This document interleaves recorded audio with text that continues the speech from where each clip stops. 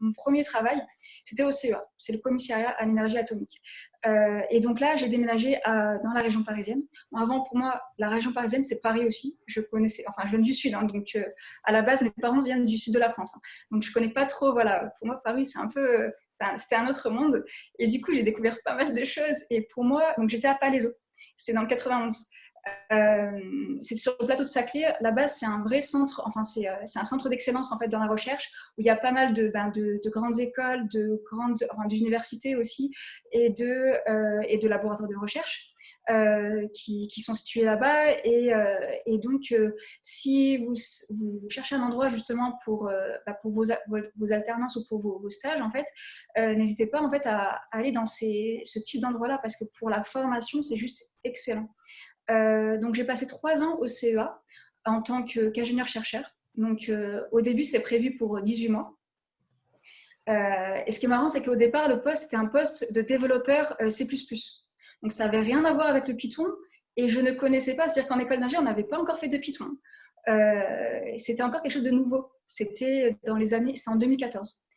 Pour moi, c'était encore quelque chose de nouveau dans le sens où je n'avais pas forcément ça en tête, en fait. Et c'est vraiment arrivé au fur et à mesure, en fait, durant mon temps au CEA, où ça s'est un peu imposé, en fait, le fait d'apprendre le Python. Et du coup, je me suis auto-formée dans mon poste. Et en environ 3 mois, en fait, le Python, bon, c'est quelque chose, je pense que la plupart d'entre vous connaissent un peu, c'est quelque chose de... enfin, c'est un langage qui est assez simple, en fait, à prendre en main et à utiliser. Et l'un des sites que je vous conseille d'ailleurs pour pouvoir prendre en main le Python, moi, c'est celui que j'avais utilisé, en fait, ce qui m'avait aidé à me former au Python et aussi au machine learning en Python, c'est Scikit-learn. Scikit-learn, c'est fait par des chercheurs de l'INRIA et c'est quelque chose que je vous conseille vraiment si quand vous faites du machine learning en Python. Il y a un site qui s'appelle donc scikit-learn.org et c'est avec ce site-là que j'ai appris le Python, pour vous dire. En faisant les tutos, donc la méthode que j'utilise, c'est le test and learn. C'est-à-dire que je prends des tutos, des choses qui sont déjà prêtes. Ensuite, je me l'approprie en fait, donc en essayant de comprendre le code et en le modifiant. Et en modifiant le code, en fait, et en voyant ce que ça fait comme résultat, en fait, c'est comme ça qu'on arrive à apprendre par la pratique. Et ça permet d'apprendre beaucoup plus vite et surtout d'être directement opérationnel. Aussi, par la suite, donc voilà, c'est que je me suis donc auto-formée. En même temps, c'est que j'avais des experts dans le laboratoire avec moi qui m'aiguillent pour savoir quelles sont les bonnes ressources à utiliser. Et donc, du coup, je suis restée 3 ans. Donc, à la base, c'était prévu pour 18 mois. Puis ensuite, j'ai été renouvelée pour 12 mois de plus, puis 6 mois en plus. Donc, c'était un CDD. Ensuite, j'ai rejoint une start-up en fait, à Paris. C'est là que j'ai déménagé à Paris pour rejoindre une start-up en tant qu'ingénieur R&D. Et cette start-up, donc en fait, c'est le but, en fait, je vais vous pitcher un peu l'idée, c'est de développer le WhatsApp du futur. Une application de messagerie faite pour les professionnels de la vente. Et donc, c'est du B2B. Et le but, c'était de rajouter justement une partie d'intelligence artificielle au service à la messagerie, de manière à ce que les utilisateurs puissent avoir justement mieux gérer leur messagerie, par exemple. Donc, il y avait plusieurs missions, bien entendu, de recherche sur ce projet-là. Donc en fait, la particularité de cette application, c'est une application qui permettait d'avoir tout sur un seul device, enfin sur une seule application. On avait les appels, on pouvait passer les appels, les textos, les emails et aussi se connecter sur d'autres systèmes de messagerie. De manière à ce que le vendeur, lorsqu'il contacte ses futurs clients, en fait, imaginons si c'est un vendeur de voitures, en fait, il va pouvoir utiliser qu'une seule application et garder tout l'historique, quel que soit le moyen de communication qu'il a utilisé avec ses clients. Et donc, l'une des missions que j'ai faites là-bas, c'était le résumé automatique. Donc, en fait, c'est que les appels téléphoniques qui passaient avec leurs prospects, donc avec leurs futurs clients, En fait, c'est qu'on les récupère, on fait la retranscription et ensuite, le but, c'est de faire un résumé en fait, de ces appels de manière à garder ce fameux historique. Une autre des missions, c'est de mettre en priorité les messages les plus importants. Au lieu d'avoir un vendeur qui va donc tester un par un, enfin répondre un par un aux messages en fonction de la chronologie en fait d'arrivée, mais en fait mettre en avant les messages qui sont vraiment importants. On a une personne qui est sur le point d'acheter une voiture, par exemple, ben là, on sait que c'est une personne qui, voilà, c'est pas juste quelqu'un qui pose une question un peu vague ou qui n'est pas forcément une priorité pour le vendeur. Donc voilà les projets sur lesquels j'ai travaillé. Ça a duré 10 mois et en fait après par la suite c'est que j'ai été sélectionnée pour être entrepreneur d'intérêt général. Du coup, après je suis passée directement au ministère de la Santé. Donc en fait, entrepreneur d'intérêt général, pour ceux qui ne connaissent pas encore, en fait, ce que c'est quelque chose qui a été lancé à la base donc en fait c'est un premier projet qu'il y avait eu aux États-Unis à l'époque, c'était en 2012, c'est Barack Obama qui avait lancé ça s'appelait le Fellowship. Alors j'ai oublié le nom exact, mais il y a une version américaine en fait qui a été importée en France sur le principe de ramener justement les talents du numérique, du privé dans le secteur public de manière à moderniser le secteur public. Et là, du coup, chez les EIG, donc les entrepreneurs d'intérêt général, vous avez des designers, des développeurs et des data scientists. Et du coup, j'ai été recrutée en tant que data scientist. On était 3 à rejoindre le ministère de la Santé pour une mission de 10 mois au sein de l'adresse, en fait, donc de l'une des directions du ministère de la Santé. Donc, nos missions à la base, la première mission que l'on avait, la mission Focus, en fait, c'est par rapport au système national de données de santé, en fait. C'est c'était en 2018, donc il y avait tout un enjeu sur le fait d'utiliser les données de remboursement en fait, des santé de la CNAM, donc de la Caisse nationale d'assurance maladie, de récupérer ces données de manière à pouvoir les utiliser pour faire des prédictions, en fait, au final. Il y a beaucoup de choses à faire avec ces données de santé, mais le but, c'est de pouvoir justement commencer à faire de la médecine, on pourrait dire prédictive, en fait. Voir quelles sont les corrélations qu'il y a sur certaines maladies, voir quelles sont les causes de décès. Par exemple, il y a pas mal de choses à faire. Et en fait, cette information à laquelle on a accès, en fait, via le ministère, c'est de l'information qui est bien entendu confidentielle et qui est bien anonymisée et qui concerne les dernières années, enfin les 10 dernières, voire plus, années de remboursement de soins de tous les Français. Et du coup, c'est une base de données qui est assez extraordinaire, très complète et qui propose une mine d'informations qui ne demande qu'à être justement utilisée en fait aujourd'hui. Et donc, il y a d'ailleurs le Health Data Hub qui a été créé par la suite, en fait, toujours en 2018, fin 2018, si je me souviens bien, où justement le but est de pouvoir proposer à des collaborateurs, donc ça peut être des startups, ça peut être des instituts de recherche, de venir puiser dans ces données-là, de manière totalement sécurisée et bien anonymisée, bien entendu, avec une grande prudence sur les données qui sont proposées, mais en tout cas permettre justement donc à des startups de pouvoir bénéficier de ces données-là de manière à ramener une plus-value et proposer en fait des nouveaux services pour pouvoir améliorer la santé des Français. Donc voilà, par rapport là c'est la grosse mission en fait au ministère de la Santé. Après, durant ces 10 mois, j'ai travaillé sur plein de mini-missions, ce qu'on appelait des quick wins en fait, en quelque sorte, dont deux qui étaient mes deux projets principaux. Un projet d'automatisation de script. Et là, pour le coup, le but, c'était, en fait, c'est qu'on a, donc en fait, je vais vous mettre un peu en situation. Vous avez en fait des statisticiens, enfin des chargés d'études qui travaillent sur des études statistiques Et à la fin d'une enquête statistique, on a un gros dossier à rendre. Ce dossier, c'est ce qu'on appelle le dictionnaire des codes. C'est comme une sorte de mode d'emploi. C'est un dossier qui peut prendre environ, enfin ça peut aller jusqu'à 300 pages, voire plus, en fait, en fonction du nombre de variables, c'est-à-dire du nombre de questions posées dans l'enquête statistique, pour pouvoir résoudre, enfin rédiger en tout cas ce mode d'emploi-là, qu'on appelle le dictionnaire des codes. Il y a une personne qui était à temps plein et qui doit travailler sur une seule enquête statistique pendant 3 mois à temps plein, en train de résumer, en fait, juste réécrire, retranscrire sur un rapport final les éléments du cahier des charges. Du coup, en fait, c'est que son travail, c'est un peu juste retranscrire, regarder ce qu'il y a dans un fichier et réécrire ça sur un nouveau fichier, en fait, en respectant tout le formalisme qu'il faut pour ce type de document officiel, qui est la taille de police, la couleur pour certains éléments, ce qu'on doit mettre en gras ou pas, etc. Et donc, ce qui prend du temps, c'est vraiment le fait de passer du temps manuellement à ajouter chacune de ces informations-là.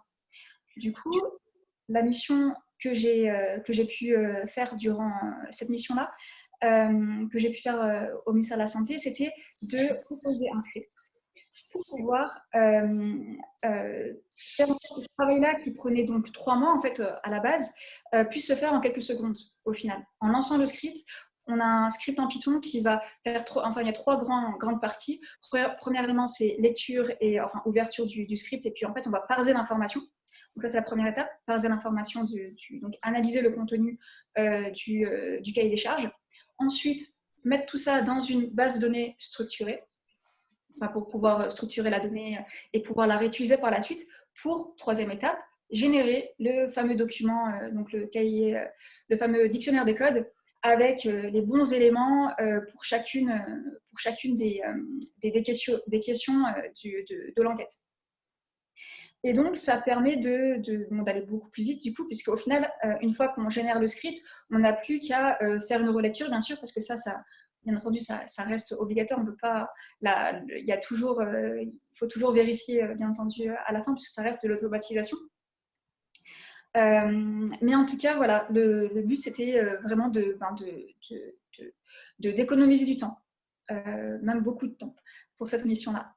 L'autre grosse mission sur laquelle j'ai travaillé, c'était les complémentaires santé et leur fameux poste de soins. Alors, je ne sais pas si vous avez déjà, vous êtes un peu intéressé à ça, mais dans les complémentaires santé, on a souvent un tableau avec avec différentes offres et avec des valeurs de remboursement. Le truc, c'est que vous passez d'une complémentaire santé à une autre, et en fait, c'est qu'il n'y a aucune homogénéité sur ces valeurs-là. Donc, vous allez avoir des choses qui sont formulées différemment, mais qui veulent dire exactement la même chose. Donc, par exemple, sur le remboursement des lunettes, sur le remboursement de tout ce qui est frais dentaires, sur l'hospitalisation, etc. Et du coup, quand on a des documents qui sont justement qui manquent de clarté, en fait, on a tendance à prendre un peu n'importe quel complémentaire santé sans pouvoir pour autant bien les comparer en fait entre elles et pouvoir vraiment prendre la meilleure offre. Et du coup, les complémentaires santé, ils en profitent beaucoup de ça. Et donc, l'une des missions sur laquelle j'ai travaillé, c'était via un projet en fait mené à la direction dans laquelle j'étais. C'est le fait de homogénéiser justement ces valeurs-là en proposant un système qui permette de récupérer les valeurs et de proposer en fait une sorte de référentiel pour les postes de soins à rembourser. C'est-à-dire qu'au lieu d'appeler X manières différentes le remboursement des frais d'optique liés aux verres complexes, par exemple, les verres de lunettes assez complexes, et avec des petites particularités. En fait, c'est qu'on va se dire, ça correspond à telle chose, et puis hop, voilà, on va fixer ça en quelque sorte. Et ce travail-là, en fait, du coup, ça demande pas mal de classification. Donc là, pour le coup, c'est du machine learning, de l'apprentissage supervisé, où en fait, on va d'abord établir des classes et ensuite, on va essayer de faire en sorte de voir quels sont en fonction de ce qu'on récupère dans des documents, on va essayer de voir où est-ce que l'information est censée aller. Et du coup, on fait tout ce travail donc de comparaison de différentes mutuelles grâce à un système toujours en Python avec du machine learning. À la fin, on arrive à prédire, en fait, pas vraiment prédire, plutôt faire une sorte de classificateur entre les différentes offres et vraiment proposer en temps réel, c'est-à-dire qu'on peut rajouter de nouveaux documents et on peut avoir en temps réel la comparaison entre différentes offres sur un document de résultats. Ensuite, maintenant, je vais. Donc, il est. Ouais. Donc là, ça va, je suis dans mes temps. Donc, ça va, je suis dans les temps. Maintenant, on va parler de ce que j'ai fait après, donc le ministère de la Santé. Donc, le ministère de la Santé, j'ai terminé ma mission en tant qu'EIG en mi-janvier. Et ensuite, ce que je voulais faire, c'est que je voulais plus être salariée, en fait, de toute manière. C'est que c'était le bon moment pour moi pour me lancer à mon compte, en fait. C'est qu'à la base, ce que je voulais faire, c'est plutôt commencer d'abord en tant que freelance. Et après, petit à petit, le cas échéant, je comptais bien entendu monter une entreprise, monter ma propre boîte. Finalement, le fait de monter sa propre boîte, c'est arrivé assez vite, beaucoup plus vite. C'est-à-dire que j'ai préféré du coup laisser de côté mon activité de freelance et vraiment me consacrer à mon projet de start-up. Et donc, on y vient. Donc, en fait, ça s'appelle Aliatech. Et ce qu'on propose, c'est un assistant vocal interprète médical. C'est-à-dire que c'est un assistant qui permet, dont le but est de faciliter la communication entre un médecin ou plutôt un professionnel de santé, parce que ça concerne aussi les infirmiers, les sages-femmes, les kinés, ça concerne également les dentistes. Plein de professions de toute manière sont vraiment sont ciblés par rapport à ce type de problématique. Et donc, ce qu'on va faciliter pour le praticien et pour le patient, c'est la communication en fait durant l'entretien médical. Comment ça fonctionne en fait? C'est que c'est un peu comme Siri, comme un assistant vocal qu'on connaît tous en fait. C'est qu'on va parler avec, enfin on va juste lui dire, par exemple, le patient est anglais. Et là, le système va comprendre que ce qu'on demande, donc, c'est de traduire la suite de la conversation en anglais. Et du coup, en fait, ce qu'on va avoir, c'est toutes les traductions, en fait, donc toutes les phrases qui vont être dites par le praticien, qui vont être directement traduites dans la langue du patient en temps réel et en direct, avec une reformulation pour le médecin, de manière à ce que le médecin puisse être sûr, bien entendu, que ce qu'il a dit, en fait, soit bien compris par le système et que ce ne soit pas autre chose qui soit traduit au patient. Donc, c'est vraiment fait de manière à ce qu'il y ait une vraie transparence entre ce que va voir le praticien de son côté et ce qui va être traduit au patient. Et du coup, donc, ça fait depuis février 2019 que je travaille sur ce projet-là. Et du coup, j'ai commencé en tant que CTO de la startup. Et puis là, je suis CEO depuis quelques mois maintenant. C'est un travail qui est assez prenant. Hein. C'est que je vis vraiment startup en fait. Par rapport d'ailleurs à tous ceux qui veulent devenir entrepreneurs. Franchement, si vous souhaitez devenir entrepreneur, je peux vous donner qu'un seul. Enfin, je pourrais vous dire qu'un seul truc, c'est foncer. Foncer parce que franchement, ça en vaut la peine. Ça ne veut pas dire que tout va être simple. Ça ne veut pas dire que ça va être rapide, facile ou même une évidence. Mais en tout cas, si vous avez vraiment la volonté de vous lancer sur un projet entrepreneurial, en fait, ça en vaut la peine. Dans tous les cas, quelle que soit la finalité, quel que soit le résultat, en fait, vous allez apprendre tellement que je pense, enfin moi personnellement, par rapport à ma propre expérience, je pense que si j'étais restée salariée, quelle que soit l'entreprise dans laquelle j'aurais pu travailler, hein, en tant que salariée, je n'aurais jamais appris autant que ce que j'ai pu apprendre durant 1 année et demie en tant qu'entrepreneur. Et du coup, c'est quelque chose que je vous conseille, en tout cas pour ceux qui ont cet esprit de vouloir, de vouloir entreprendre en fait, et de vouloir vraiment lancer quelque chose et voilà en fait, lancer son propre projet et pouvoir aller loin sur ce projet. Voilà, merci.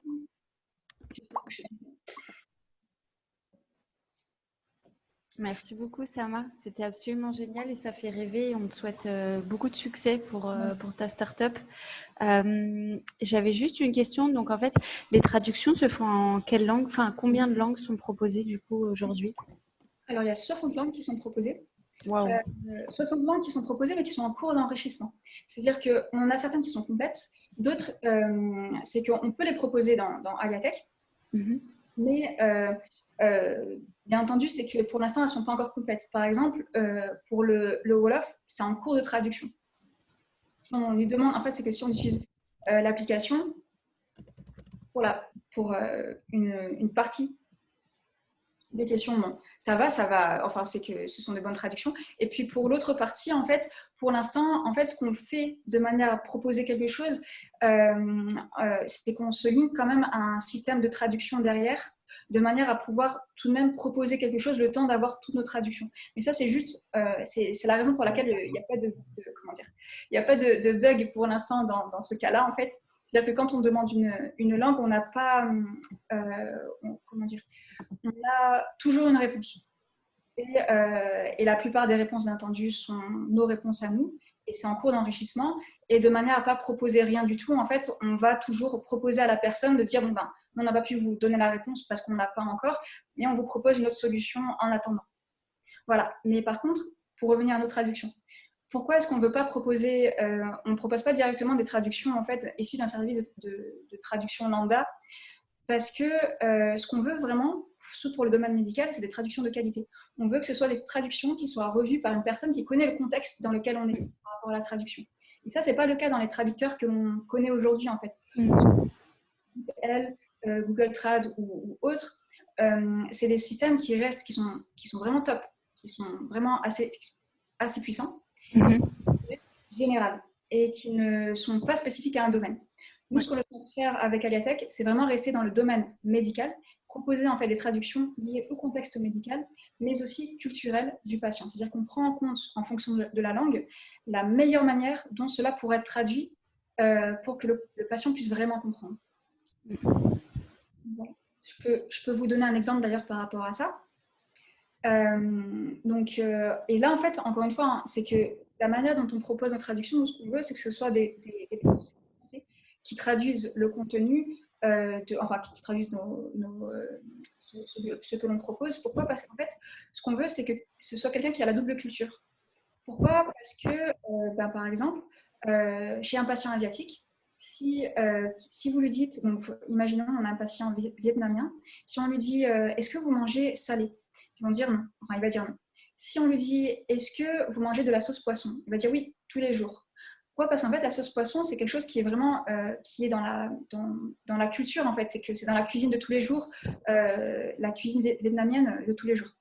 Et c'est quelque chose qui est très salé. Mais le patient n'est pas censé savoir ça, en fait. Et du coup, quand il répond à la question, lui va juste répondre de la manière dont il a compris. Si on fait vraiment l'effort de faire attention à qui on pose la question, ben là, en fait, ça nous permet d'avoir une meilleure réponse. Et d'où l'importance, en fait, de prendre en compte la culture du patient dans les réponses que l'on propose. D'accord. Bah, enfin, je pense que Simplon regroupe toutes les nationalités slash origines. Donc, si certains veulent participer à la traduction, Ah oui, merci pour. Oui, alors, avec grand plaisir.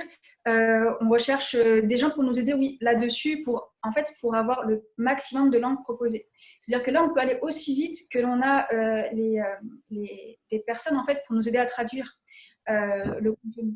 Et du coup, ça pourrait aller encore plus vite en fonction, justement, si par exemple, si parmi les apprenants de Simplon, s'il y a des personnes qui ont une double culture, mais qui ont une culture qui est assez rare, en fait, qu'on ne voit pas forcément très souvent, mais qui aimeraient faire en sorte que la solution puisse bénéficier aussi les gens issus de leur propre culture à eux, mais en fait, c'est le bon endroit, c'est le bon moment, en fait, pour nous aider là-dessus et pour nous rejoindre. bah, super, on passera le message. Chez nous, il y a de tout. Donc, je pense qu'il y a plein de personnes qui seront motivées pour participer. Est-ce que vous avez des questions? Oui, moi j'aurais une petite question, s'il vous plaît. Euh, C'est du coup l'application, donc le but c'est de traduire les questions dans la langue concernée, mais est-ce que ça ralentit pas l'échange avec, entre le médecin et le patient du fait de la traduction? Je ne sais pas si vous comprenez le sens de la question tout à fait, mais Alors, en fait, il ne faut pas oublier un truc, c'est que le patient, s'il ne peut pas se faire, enfin, s'il parle une langue qui n'est pas du tout, s'il connaît vraiment pas beaucoup de mots en français ou même pas du tout, en fait, de toute manière, il y aura un vrai problème dans la communication et ça prend du temps également. Et même, ça en prend beaucoup plus parce que, pourquoi quand on a un patient qui ne parle pas la même langue que nous, que le soignant, eh bien, on a estimé entre 30 et 50% de temps en plus à passer avec ce patient-là pour pouvoir lui expliquer les choses en fait correctement, avec des signes ou un peu en se débrouillant en fait. Et là, avec Aliatech, c'est vraiment en temps réel. C'est-à-dire qu'on a une question, les questions sont déjà, en fait, c'est les questions les questions habituelles posées par le professionnel de santé à son patient. Donc, en fait, il va dire quelque chose, le système va comprendre grâce à la compréhension du langage qu'il y a derrière. En fait, c'est que le système va s'adapter vraiment à la formulation donnée, parce que c'est vraiment le but en fait derrière. C'est l'intelligence artificielle qui prend le relais là-dessus et qui s'adapte à l'utilisateur et non pas l'inverse. Du coup, on n'a pas besoin d'aller chercher dans une liste la bonne question à poser ou quoi. Et donc, ça va assez vite. D'ailleurs, je peux vous faire une petite démo. J'ai mon téléphone. Et merci. s'il y en a qui veulent la tester en bêta-test, ou si vous connaissez des professionnels de santé qui sont intéressés et qui veulent tester en fait la solution, on est en bêta-test sur iOS et bientôt aussi sur Google Play. En fait, Google Play, c'est juste que ça marche aussi, c'est juste qu'on a une APK. Pour le moment, elle n'est pas encore sur le store. Mais par contre, on est en bêta-test. Enfin, c'est que si on a une solution pour les deux types de téléphones. Donc, si vous souhaitez utiliser la solution, bah, contactez-nous sur Aliatech. Donc, vous avez le site internet ou directement, vous pouvez vous contacter sur LinkedIn ou quoi. Et avec grand plaisir, je vous enverrai une invitation pour tester l'application. Ok, alors Merci. on va la tester en direct. Je ne sais pas si vous la voyez. Hop. Oui. Voilà, donc en fait, c'est que donc, je fais appuyer. Bon, pour l'instant, on a fait vraiment le plus simple possible. Un bouton, on appuie dessus et hop, on tombe sur le traducteur.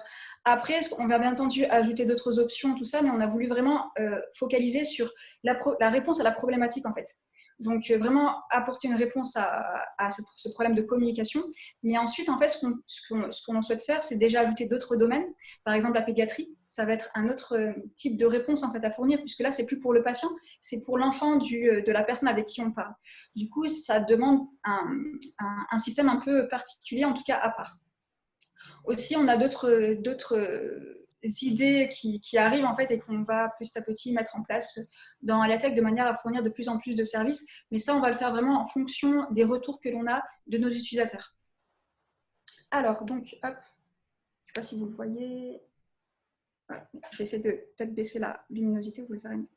Voilà, ça ressemble à ça. Donc, hop, je vais monter le son. Alia est à votre écoute. Quelle est la langue du patient? Voilà, et là, je vais lui dire, le patient est anglais. Vous voulez traduire en anglais. Je vous écoute. Pourquoi êtes-vous venu aux urgences? Why have you come to the ER? Alors, je ne sais pas si vous voyez. Hop. Là, maintenant, si je passe à... le patient est tunisien. Le patient est tunisien. Hop. Je n'avais pas activé le son. C'est compris. Vous voulez traduire en tunisien. Je vous écoute.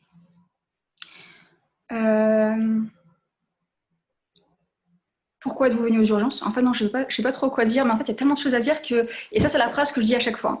Mais alors, hop, qu'est-ce qu'on pourrait dire? Est-ce que vous avez des antécédents médicaux? Ah, j'ai oublié d'activer. Est-ce que vous avez des antécédents médicaux? Alors là, je vous le fais vraiment en direct, en mode pas préparé. Alors, hop. Je ne sais pas si vous entendez. Du coup, là, Voilà, alors là, par contre, je crois qu'on a, je sais pas si vous l'avez bien entendu, je vais tester une autre phrase. Est-ce que vous êtes diabétique? عندك السكر عندك السكر Ouais, on a bien entendu. Ok. Le patient est espagnol. Ah, mince. Le patient est espagnol.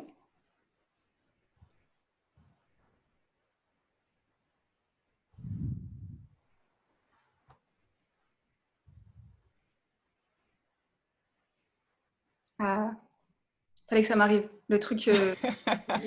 En tout cas, ça me rappelle une fois où j'étais justement aux urgences et en fait, il y a une jeune femme d'origine asiatique, ou non pas d'origine d'ailleurs asiatique, qui est arrivée, qui parlait pas un mot de français et elle se tordait de douleur et les infirmières étaient complètement désemparées parce qu'en fait, elles n'arrivaient pas à communiquer avec elle, quoi. Et alors, on savait qu'elle avait un truc au ventre parce qu'elle se cramponnait, mais il y avait rien à faire en fait et personne ne pouvait parler sa langue et enfin c'était triste à mourir quoi et donc elles ont perdu des précieuses minutes, dizaines de minutes à comprendre où était le mal et enfin et c'est vrai que ça peut finalement même être une mise en danger en fait du patient et puis oui on peut passer à côté de quelque chose de grave. En effet, on m'a reporté aussi une histoire de quelqu'un qui se tordait de douleur en fait, et en plus c'est que sa langue natale, enfin c'est que quand on, même s'il parlait bien la langue à ce moment-là, en fait, c'est juste qu'on a tellement mal des fois qu'on parle que la langue natale. On n'arrive même plus à s'exprimer enfin à réfléchir en fait en anglais ou en français. Et du coup, c'est vrai qu'il y a des situations comme ça, où on se rend compte à quel point ça peut être utile de pouvoir communiquer en tout cas avec le reste des soignants. Donc ça a marché, c'est juste que ça a pris un peu de temps. Hop. Vous souhaitez traduire en espagnol. Je vous écoute. Pourquoi êtes-vous venu aux urgences? ¿Por qué viniste a la sala de emergencias? Ok, alors en fait, je dis à chaque fois pourquoi êtes-vous venu aux urgences parce que c'est ma phrase préférée, je l'ai appris, enfin, à force de la dire.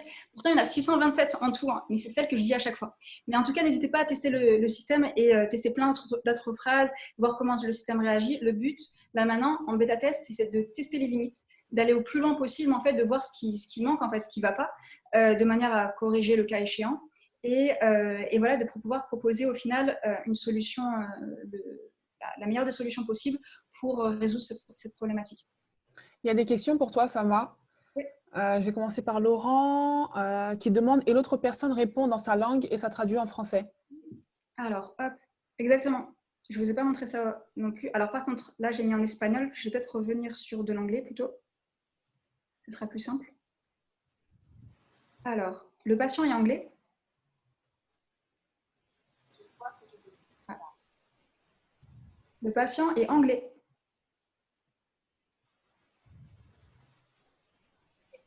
Vous pouvez traduire en Ah, alors, maintenant, si je passe à la partie. Donc là, en fait, c'est que je clique là-dessus pour avoir la partie patient. Donc là, maintenant, en fait, si je dis, je vais dire, bon, je vais pas trop, en fait, je devrais lui dire j'ai mal au dos ou quoi, mais je vais dire bonjour, hein, tout simplement. Mais vous pourrez tester, pour ceux qui veulent tester l'application, je vous enverrai l'invitation. bonjour. Voilà, donc là, j'ai marqué hello, si vous voyez, du coup. Alors, D'accord, du coup, on écrit et ensuite il traduit à l'oral, c'est ça? exactement. Donc, on écrit ou bien on le dicte, en fait.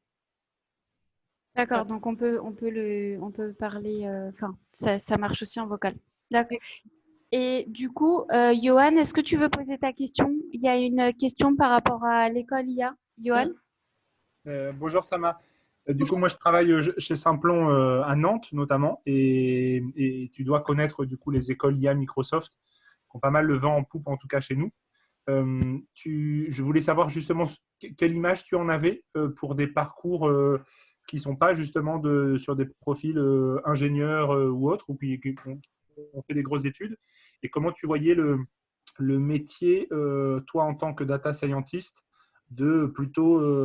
d'artisans, de petites mains de la data et de l'IA qui sont au service d'équipes et quelle place ça avait selon toi dans ce gros écosystème? Alors, là-dessus, en fait, c'est que qu'il y a une vraie importance. Pourquoi? Parce que, en fait, à la base, le travail du data scientist, c'est de faire des modèles, de construire des modèles de prédiction et de s'assurer que toute la résolution d'un problème de machine learning se fasse de manière correcte avec les bonnes données, utiliser les bons algorithmes par la suite et faire une bonne mesure, valider en tout cas le modèle proposé. Le truc, c'est que dans toutes les étapes de la résolution d'un problème de machine learning, il y a des étapes qui prennent énormément de temps et qui aujourd'hui encore, c'est que je le sais parce que je suis la première concernée, c'est que je me sens obligée de faire des choses que n'importe qui d'autre pourrait faire en fait, sans pour autant avoir exactement les mêmes compétences que moi. C'est-à-dire qu'on n'est pas obligé d'être data scientist pour faire plein de choses qui ont à voir avec la data science. C'est-à-dire que par rapport aux data, par exemple, le fait de récupérer les données, le fait de scraper les données, le fait de faire de l'annotation aussi. Parce que très souvent, en fait, ça c'est quelque chose qui m'était arrivé d'ailleurs dans la startup dans laquelle je travaillais, dans la startup parisienne dans laquelle j'étais avant EIG.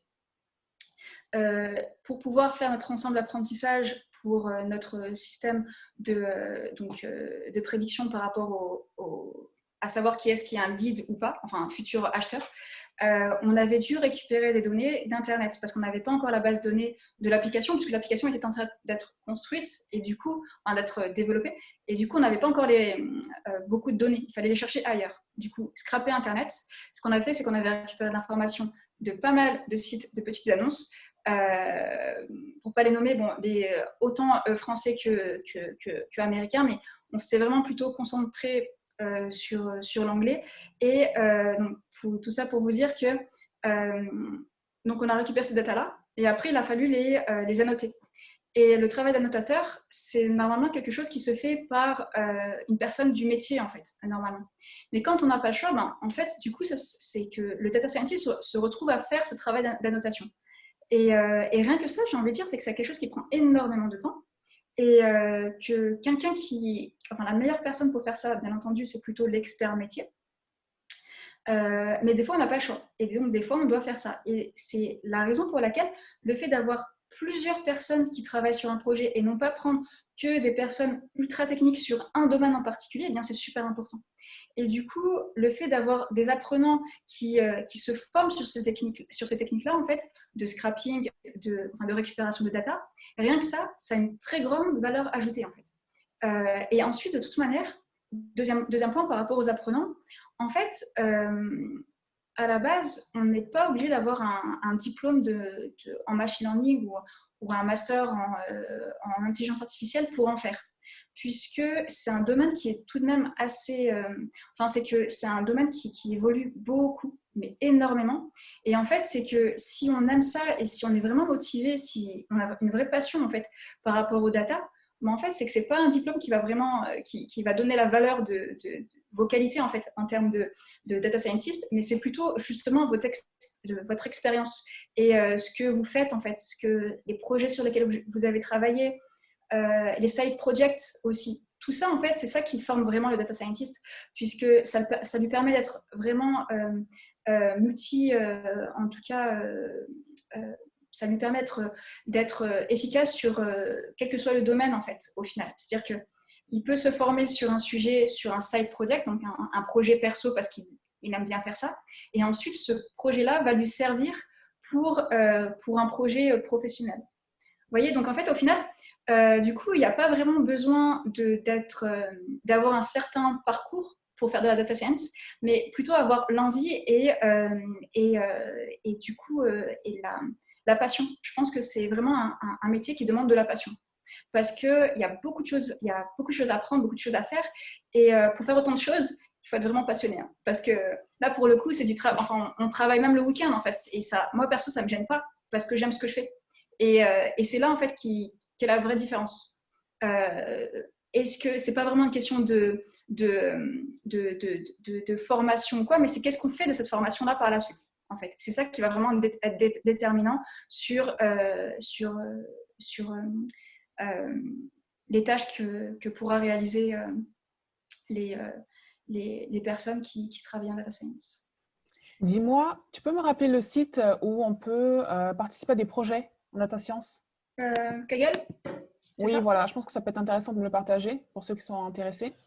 Ça s'appelle Kaggle. Alors, je crois que ça doit être kaggle.com. Ouais, .com, normalement. Kaggle.com. Mais c'est quoi le concept, si tu veux un peu expliquer? Oui, alors, en fait, c'est un site qui permet de faire des challenges. Alors, il y a plein de challenges qui sont proposés par de grandes boîtes ou même par vous allez avoir de tout, hein. Des trucs qui sont proposés avec des grands prix, en fait, à la fin. Des prix à 100 000 euros, enfin, ça peut aller de quelques milliers d'euros jusqu'à d'énormes sommes. Et d'autres projets qui, eux, sont plus des projets un peu scolaires où le but, c'est juste de se former justement en data science. C'est un site qui est vraiment super intéressant par rapport à ça. Et ce qui est bien, c'est que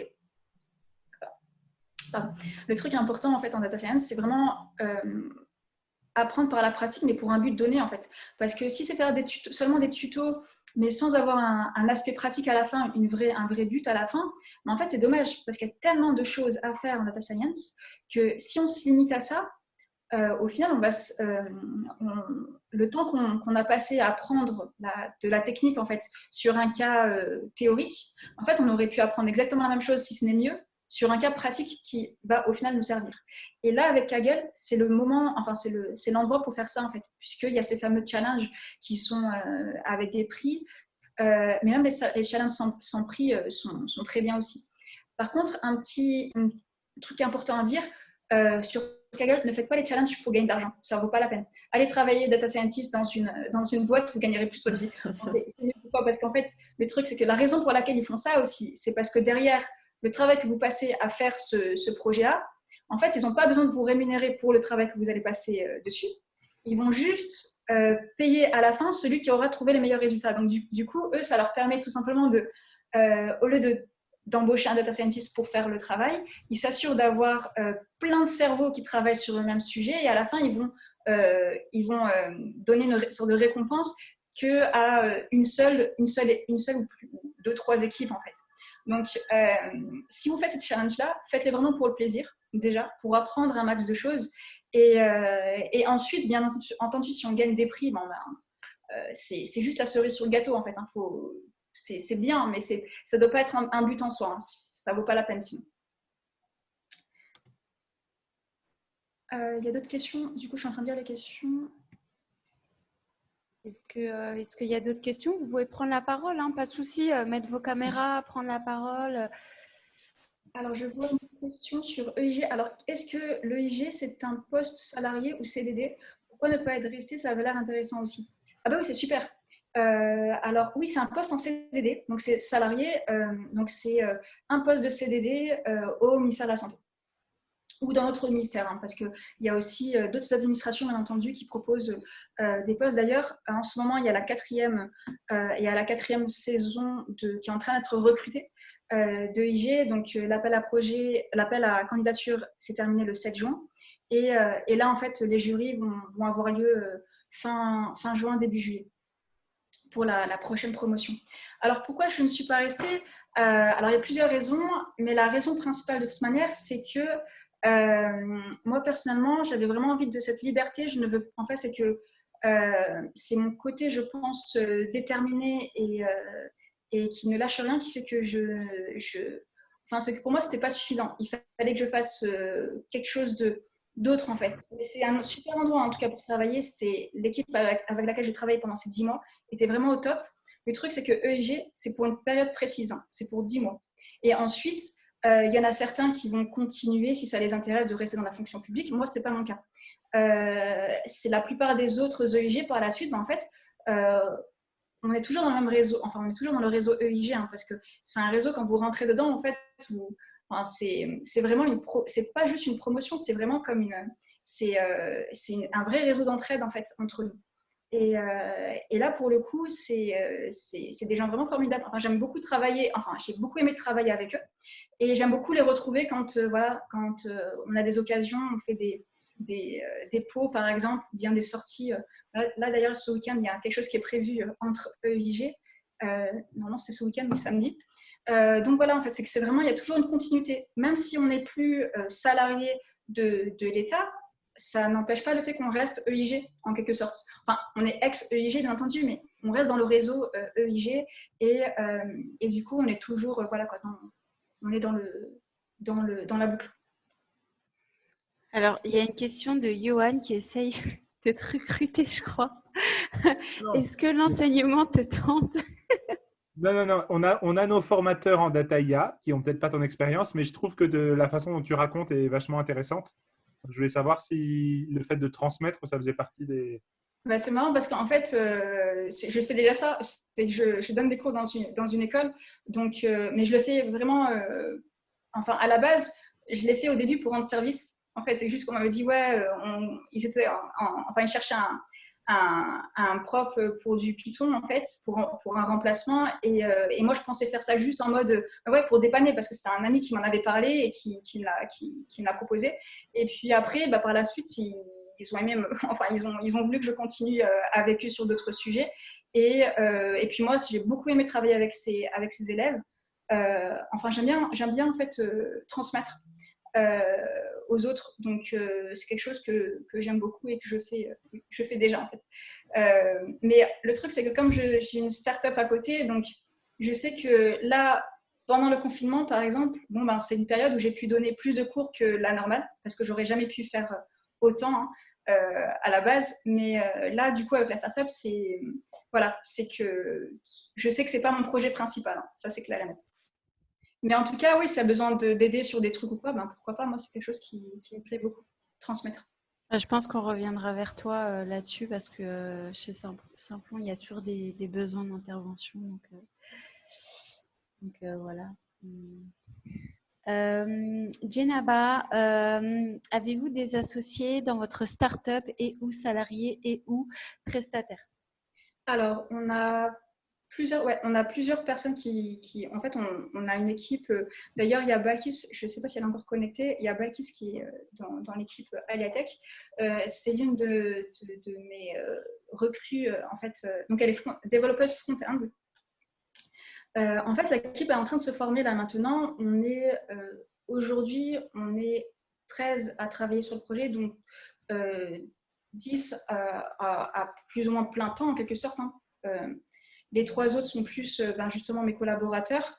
En fait, c'est un projet qui est encore jeune et qui est en pleine évolution, en pleine mutation. Donc, pour l'instant, on est vraiment, voilà, enfin, c'est qu'on travaille plus en mode parce qu'il y a des choses à faire, mais ça va structurer petit à petit. Hein. On est en phase de structuration de l'équipe. D'accord. Et justement, par rapport à ça, Soumaya demande, acceptez-vous des alternants dans votre start-up en dev web? Alors, pas encore, mais peut-être bientôt. Mais là, c'est en discussion déjà avec ceux qui sont déjà dans l'équipe. Je vais voir avec eux. Mais oui, alors, le truc, c'est que il y a beaucoup de personnes en fait qui veulent rejoindre Aliatech, qui m'ont déjà fait part de leur envie de rejoindre Aliatech. Le truc, c'est que pour l'instant, on n'est pas encore dans cette fameuse phase de croissance, mais bientôt, j'espère pouvoir embaucher plus de personnes. Moi, j'avais une question, Sama, en lien avec la startup, justement. C'est le modèle éco derrière, est-ce qu'il est déjà posé? Tu sais comment tu envisages de gagner de l'argent? Parce qu'aujourd'hui, c'est plutôt un service public que tu proposes, en tout cas un truc d'intérêt général. Est-ce que c'est les professionnels de la santé qui, demain, sont censés peut-être payer pour pouvoir utiliser ton outil? Exactement. En fait, c'est ça le but. C'est que, bien entendu, oui, c'est que ça peut pas rester un projet, gratuit. En fait, ça c'est clair et net. C'est vraiment une start-up dans le sens où, à la fin, il nous faut vraiment un business model avec des gens qui payent. Et là, pour le coup, c'est exactement ça. C'est que c'est les professionnels de santé qui vont payer le service. Le truc, c'est que, bien entendu, il est hors de question de faire payer des patients. C'est pour ça que ça doit être les professionnels de santé. Le truc, c'est que là, on est en plein, on continue en fait à challenger notre business model. Donc, on est en mode SaaS, abonnement, donc un abonnement récurrent. Le truc, c'est que il faut vraiment qu'on challenge notre modèle et qu'on s'assure que ce soit la meilleure manière en fait de proposer la solution. Pourquoi? Parce qu'il y a des médecins qui vont peut-être avoir besoin de la solution, mais si on leur dit de payer, ils ne vont pas forcément être intéressés parce qu'aujourd'hui, en fait, ils se débrouillent autrement. Donc, le temps de rentrer dans les mentalités, le fait qu'un outil comme celui-ci peut vraiment les aider, leur faciliter le travail, leur faire gagner du temps, avant d'en arriver là, il va falloir prouver tout ça avec des indicateurs, tout ça. Du coup, pour l'instant, en fait, on ne peut pas leur proposer directement comme ça, leur dire, bon, ben, vous allez payer tel montant pour l'année ou pour le mois. Donc, c'est toujours en construction. On teste des trucs, on teste des choses, on essaie de voir comment c'est pris et comment on réagit par rapport à ces différentes tarifications, mais on est en plein dedans. Et donc, pour répondre encore à ta question, la meilleure manière de se rémunérer par rapport au projet, c'est de proposer l'outil aux hôpitaux et aux cliniques. Pourquoi? Parce qu'en fait, ce sont les endroits où il y a un vrai besoin. Enfin, c'est que cette obligation de soins fait qu'ils sont obligés de prendre des interprètes professionnels. Un interprète professionnel, ça coûte entre 25 et 30 euros pour 15 minutes d'interprétariat au téléphone. Du coup, c'est extrêmement cher en fait. Et du coup, certes, il y a un budget par hôpitaux qui est vraiment pour ça.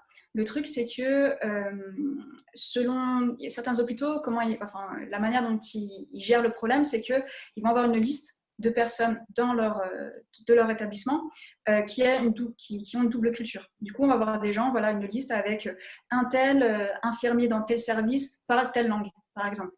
Et en cas de besoin, en fait, voilà, ils vont regarder dans la liste et ils vont appeler telle ou telle personne. Le truc, c'est que déjà, de 1, ces fichiers ne sont pas toujours à jour. Quand quelqu'un part du service, là, on n'est pas au courant et puis on s'en rend compte quand on les appelle. L'autre problématique, c'est le fait qu'ils ne sont pas aussi disponibles H24 parce qu'à la base, ils sont là-bas pour un travail de professionnels de santé, en fait. Ils ne sont pas là pour traduire. Et du coup, ça leur fait prendre du temps sur leur temps de travail. Donc, le temps qu'ils passent à traduire pour un autre praticien, c'est du temps qu'ils ne passent pas à soigner un patient. Donc, il y a ça. Il y a aussi la qualité, en fait, de la traduction. Quand c'est quelqu'un qui ne connaît pas forcément très bien la langue, mais qui essaie un petit peu, en fait, c'est pas une formation de vrai professionnel de l'interprétariat, en fait. Et du coup, il peut y avoir aussi un problème à ce niveau-là, parce qu'il faut vraiment faire confiance à l'interprète. Voilà, il faut se dire que on va lui dire ça, il va traduire exactement ce que j'ai dit au patient, mais ça, c'est pas certain. Ce qu'on essaie de faire avec Aliatech, c'est proposer une solution qui permette d'être utilisable H24, directement. Pas besoin d'ailleurs d'appeler un professionnel de santé directement. On peut d'abord il y a un petit bug, Sama, tu nous entends? Toujours un besoin. Oui, je vous entends. Vous m'entendez? Ça passe bien. Oui, pardon, c'est de mon côté. D'accord, excusez-moi. C'est Nour qui bug. Oui, je disais que les interprètes, bien entendu, les interprètes professionnels ne sont pas remplaçables, c'est clair et net. Ce qu'on propose avec Aliatech, c'est un outil qui permet justement de backer ça en quelque sorte, parce qu'on n'a pas toujours besoin d'un interprète quand on a une discussion assez rapide, par exemple, ou bien quand c'est une discussion qui n'est pas qui est habituelle en fait. Et là, dans ce cas-là, Aliatech peut être un vrai support pour l'interprète autant que pour le patient et pour le médecin. Donc voilà pour Aliatech. C'est le fait d'avoir un support directement dispo, on a H24, donc même à 4h du matin, quand on est aux urgences et qu'on a une famille de Grecs qui vient parce que voilà, il y a un problème, on n'a pas besoin d'attendre le lendemain matin pour avoir accès à un interprète. Ça, c'est un cas en fait qu'on m'a raconté et qui est vraiment arrivé. Donc, il y a plein de cas comme ça où de toute manière, cette application, c'est pas juste un remplacement, c'est vraiment la réponse à un besoin qu'il y a en fait et qui n'est pas très bien, auquel on n'a pas vraiment de réponse en fait dans les hôpitaux, dans les cliniques aujourd'hui. Et du coup, là-bas, enfin, c'est là en fait que des contrats peuvent être passés pour Aliatech. Et ça, c'est en cours de. Enfin, c'est le next step. C'est en cours, on va dire. Il ne faut pas oublier que Aliatech est encore jeune, donc il y a encore pas mal de choses à faire. Il y a beaucoup encore de. Enfin, le chemin est encore loin. On a fait pas mal de choses, mais là maintenant, voilà, il y aurait cette partie-là qu'on va bien gérer, qu'on est en train de gérer, qu'on va solutionner. En tout cas, on te le souhaite. Merci. Alors, il y a une dernière question deux dernières questions. Donc, de Zamir Bek qui demande est-ce que c'est quelques phrases qui sont traduites ou on peut traduire n'importe quel mot ou phrase? Pour l'instant, c'est les phrases que l'on propose qui sont traduites, celles qui sont le plus souvent posées lors d'un entretien médical. Et dans des contextes bien spécifiques, donc on a d'abord on a focalisé sur médecine plutôt côté urgentiste et généraliste en fait. Donc on a vraiment des questions un peu de base. Après, bien sûr, on a des questions plutôt de l'ordre psychologique. Est-ce que vous dormez bien la nuit? Est-ce que vous faites des cauchemars? Des choses comme ça, ça en fait partie aussi. Les questions qui font partie de chacun des appareils, en fait, enfin les parties que l'on ausculte en fait à chaque fois. Enfin, il y a des gros éléments qui sont toujours posés en fait en entretien médical. Et bien toutes ces questions-là font partie des phrases qui sont proposées. Après, quand on va sur comment dire, les phrases qui ont à voir avec une spécialité donnée, par exemple l'ophtalmologie, bien là, en fait, même si on a pas mal de phrases dans ce domaine-là, on ne les a pas encore mises dans l'Aliatech. Pourquoi? Parce qu'on les met vraiment de côté de manière à s'assurer que, enfin, c'est que ça va arriver un petit à petit, mais on commence voilà, par un premier focus, et petit à petit, on va élargir et améliorer, agrandir notre base de données. Voilà. Par contre, côté patient, quand c'est le patient qui parle, pour l'instant, le système, il est linké par un service de traduction, en fait. Nous, à terme, ce qu'on veut, c'est proposer notre propre service de traduction pour ces phrases-là. Le truc, c'est que ça demande beaucoup de data avant et un temps aussi une équipe R&D et un temps de recherche. Le truc, c'est que moi, là, pour l'instant, je ne peux pas vraiment me focaliser sur tout le travail R&D.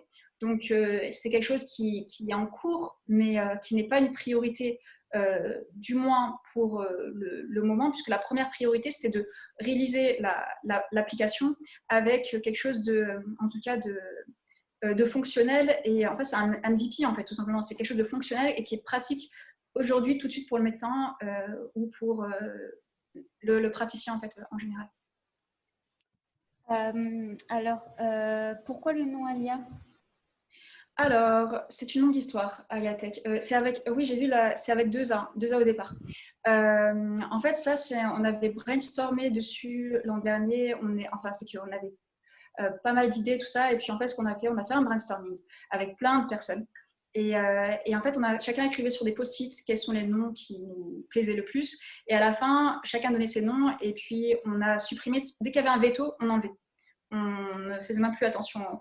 Et en fait, on a essayé de trouver le nom sur lequel tout le monde était d'accord, en fait, où il n'y avait pas de veto, où voilà, tout le monde était plus ou moins OK avec le nom. Et puis moi, c'est un nom qui me plaît beaucoup. J'ai appris en plus que c'est le nom préféré de ma mère, donc truc en plus. Mais après, pourquoi Alia avec deux A? En fait, c'est très simple, c'est pour le référencement. Au début, c'était plutôt Alia avec un seul A, L-I-A.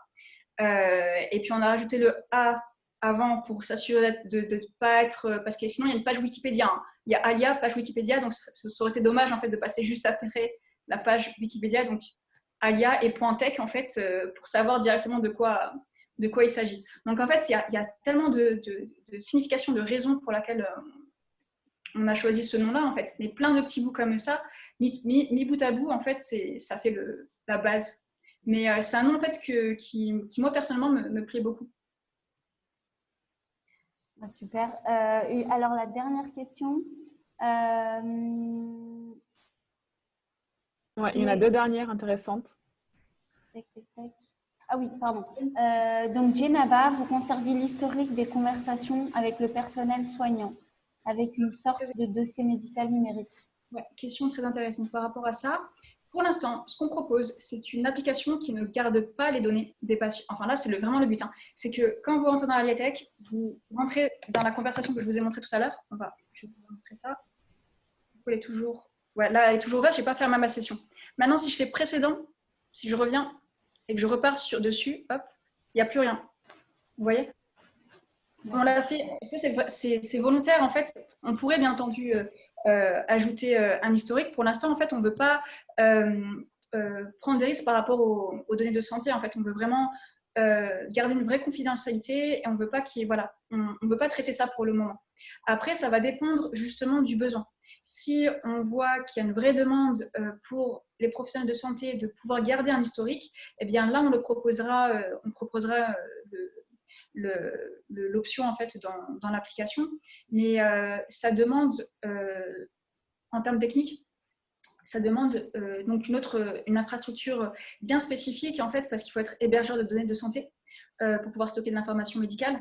Et du coup, voilà, c'est que là, pour le coup, on fait très attention à ça. On a fait en sorte que l'application, elle soit vraiment, dès le départ, privacy by design, c'est-à-dire qu'on fait en sorte de prendre dès le départ le fait se demander où va l'information, voilà, qu'est-ce qu'on va en faire, comment faire pour s'assurer de ne pas garder de l'information confidentielle.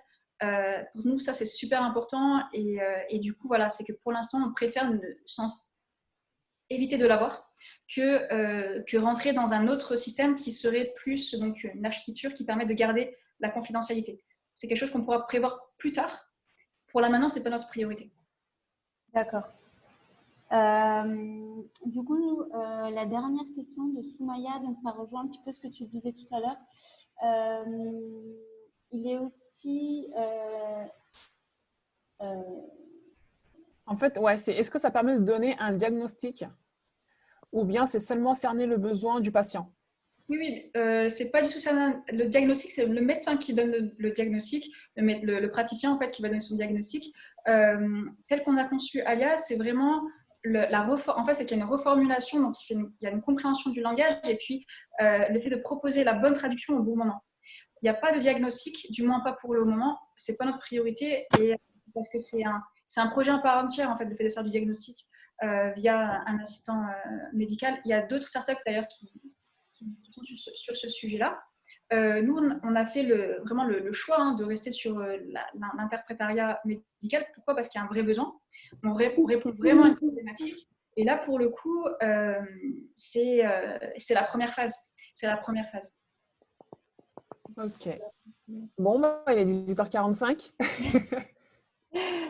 Alors, je pense qu'on va s'arrêter là. En revanche, si vous avez d'autres questions, Sama, est-ce que tu pourrais mettre sur le chat ton LinkedIn peut-être, si ça ne te dérange pas? Et donc, si vous avez des questions sur le projet, sur le parcours de Sama, et posez-lui des questions. Et puis, si vous voulez participer, que ce soit au niveau de la traduction ou tester l'application, foncez quoi.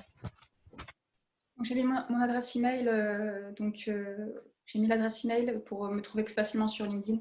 D'accord, top. En tout cas, mille merci Sama pour ton intervention. C'est un plaisir. Merci Aïssata d'avoir organisé cette intervention. Avec plaisir. Et via Eloada et merci aux apprenants d'être là. Donc on a été d'être aussi nombreux ce soir. Ouais, c'est génial. Du coup, apprenants, Simplonien et réseau Eloada. Du coup, très vite pour un nouveau meet-up. Donc on vous tient très vite au courant. Mille merci Sama et bonne continuation et plein de chance dans ton projet. Ouais, beaucoup de succès. Au revoir tout le monde. Salut Sama, merci bye. beaucoup. Bye. Ciao Aïssata, au revoir tout le monde. Salut, merci. Ciao. Ciao.